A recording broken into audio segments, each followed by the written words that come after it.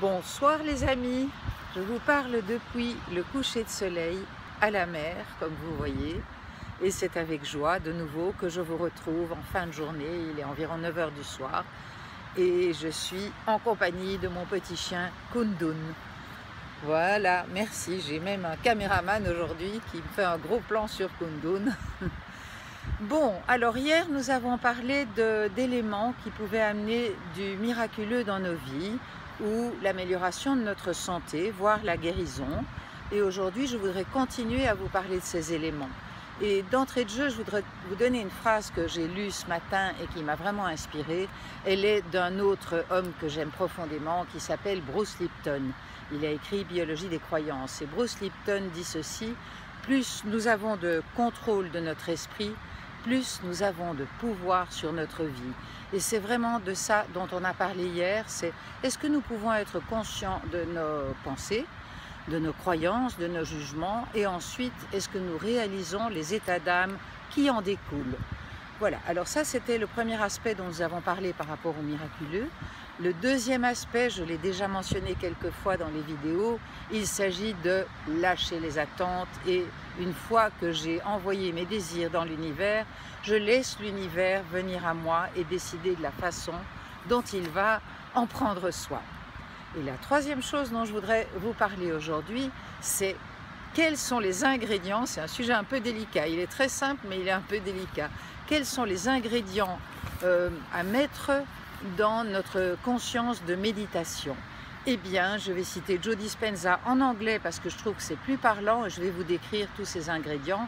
Joe Dispenza dit ceci: quand on commence à aller en méditation, on a toutes les techniques dont je vous parlerai au fur et à mesure, dont je vous ai déjà parlé, mais idéalement, ce serait important qu'il y ait nobody, no one, nowhere, no time et nothing.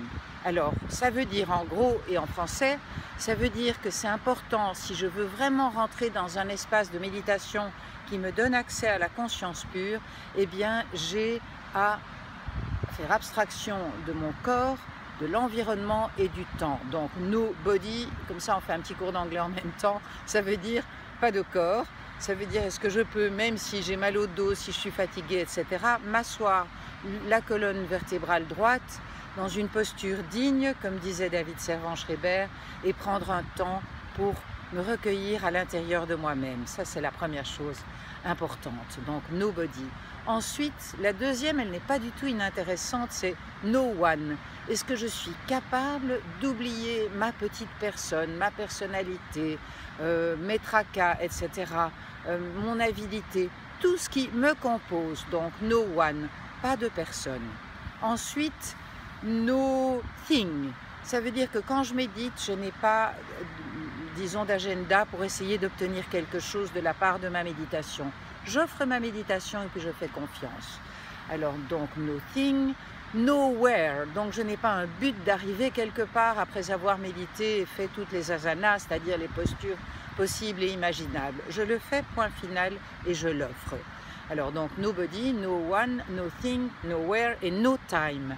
Ça, c'est la dernière chose, elle n'est pas évidente. En plus, à lire vos petits messages, je me rends compte qu'il y a quelques personnes qui disent que les capsules, c'est très bien, et puis quand même, après, on continue à se dépêcher comme toujours, parce qu'on court derrière le temps.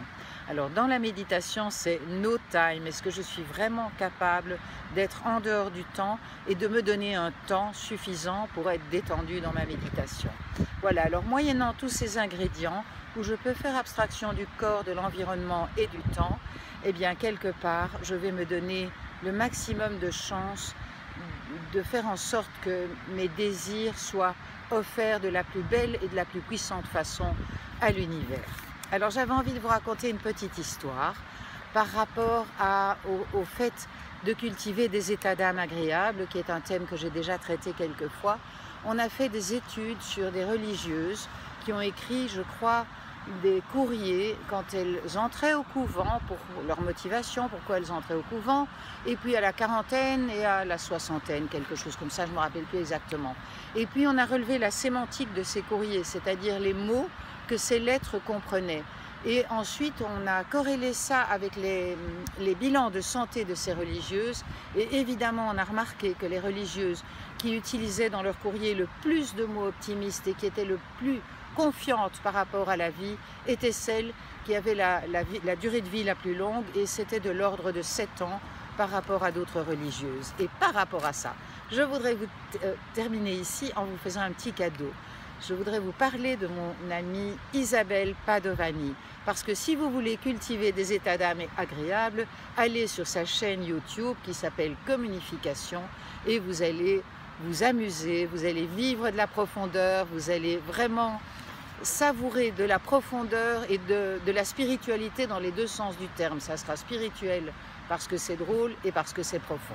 Alors Isabelle a écrit, elle m'a fait le cadeau d'écrire quelques lignes pour préfacer mon roman avec Pierre Rabhi et Lara Fabian. Donc le roman s'appelle Ne marche pas si tu peux danser.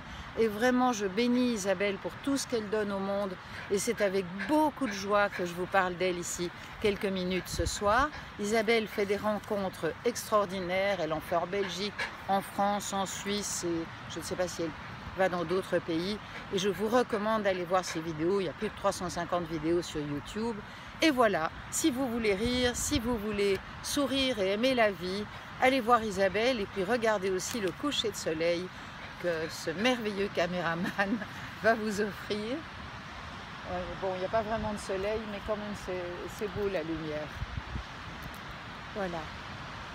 Nous nous revoyons bientôt, je ne sais pas quand. Je vous embrasse mes amis. Pratiquez bien, faites vos mind movies. Bye bye.